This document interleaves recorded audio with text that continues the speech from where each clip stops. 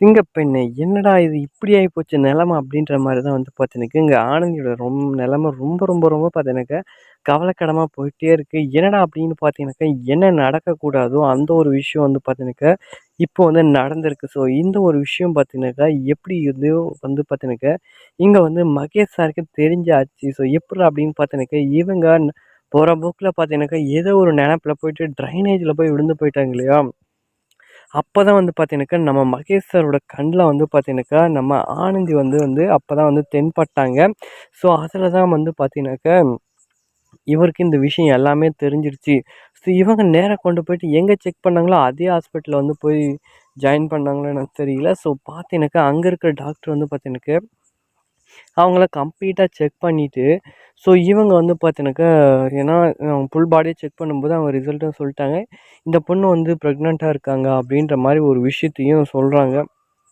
So இந்த ஒரு விஷயத்த கேட்டதுமே, நம்ம மகேஷ் சார் "என்னடா இந்த பொண்ணா இப்படி ஆயிட்டாளா?" அப்படின்ற மாரி வந்து பார்த்தீங்கன்னாக்கா, அவருமே வந்து பார்த்தீங்கன்னாக்கா யோசிக்க ஆரம்பிச்சுட்டாங்க. ஸோ இதுக்கு என்ன யாருடா காரணம் அப்படின்னு வந்து பார்த்தா, ஸோ இப்போதைக்கு அவரு யார சொல்லுவாரு, இங்க வந்து பார்த்தீங்கன்னாக்கா அன்ப மட்டும் தான் அவரும் சொல்லுவாங்க. ஏன்னா நாங்க 2 பேருமே லவ் பண்றோம் அப்படின்றத வந்து ரொம்பவே வந்து ஒரு ஆணித்தனமா வந்து பார்த்தீங்கன்னாக்கா, இங்க வந்து ஆனந்தி வந்து பார்த்தீங்கன்னாக்கா எல்லார் முன்னிலையும் சொல்லியிருக்காங்க இல்லையா?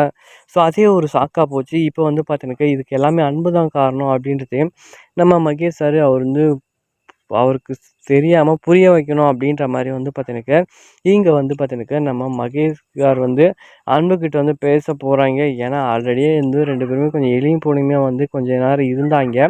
ஸோ, இப்போ வந்து பார்த்தீங்கன்னா, இந்த ஒரு விஷயத்துல இங்க ஆனந்தியோட லைஃப் ரொம்பவே வந்து கவலைக்கிடமா போயிடுமே அப்படின்னு சொல்லிட்டு வந்து பார்த்தீங்கன்னாக்கா, எப்படியாச்சும் இங்க அன்ப சொல்லி வந்து புரிய வச்சு அவன கல்யாணம் பண்ணி வச்சிரணும்.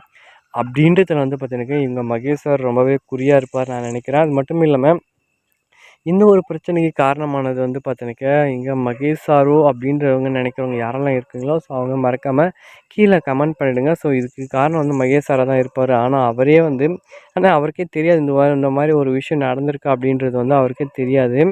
ஸோ இது தெரியாமலே வந்து பார்த்தீங்கன்னாக்கா, அவரே வந்து பார்த்தீங்கன்னாக்கா, அடுத்தடுத்த விஷயங்கள செய்ய ஆரம்பிப்பார்ன்னு நான் நெனைக்கிறேன். ஸோ எப்படியோ வந்து காப்பாத்தி வந்து ஹாஸ்பிட்டல்ல அட்மிட் பண்ணிட்டாரு நம்ம மகேஷ் சார்.